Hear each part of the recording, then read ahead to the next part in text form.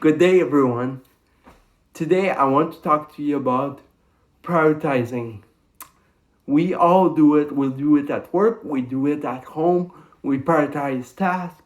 We prioritize goals. We prioritize who we're going to see this weekend. We do it all the time. Have you ever, though, prioritized your thoughts? That's something that I don't think we think about that much. How do you prioritize your thoughts? And I love to call this value driven thought prioritization.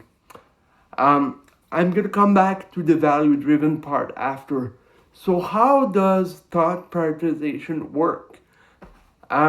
First, let me tell you that at the top of my list is self compassion, you can say self care and self love as one. Um, because I think that if you don't care for yourself first, how can you care for other people?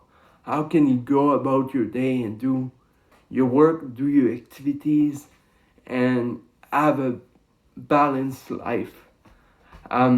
So the way it works is, since this one, self-care, is at the top, any other thought that comes to your mind, especially competing thoughts, then you can set them aside, and in light of your first priority, which is self-care, self-love, and self-compassion, then you can evaluate which are the other priorities that should come first.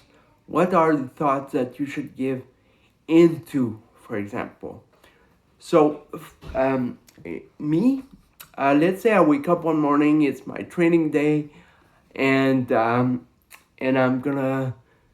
I don't want to train because I had a busy week. I'm really tired. So usually in my head, there's gonna be a dialogue a little bit like, okay, you should train, man. You know you're gonna get sore if you don't, blah blah blah.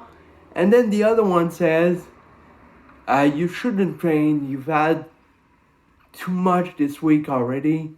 Just take a rest. You can train another day. And sometimes you would feel guilty if you choose not to train. And then if you choose to train, you might feel better, but then you might not have time for your family or energy for anything else during that day. So what the heck do you do, right? So if you practice and you allow yourself to prioritize your thoughts and put self-care, self-compassion, self-love at the top, then this one begins to be a governance of all your other thoughts. And so I can hear you guys say, yeah, but you're always going to cop out, right? Because if you do self-care at the top, it's going to always go for the easy way out.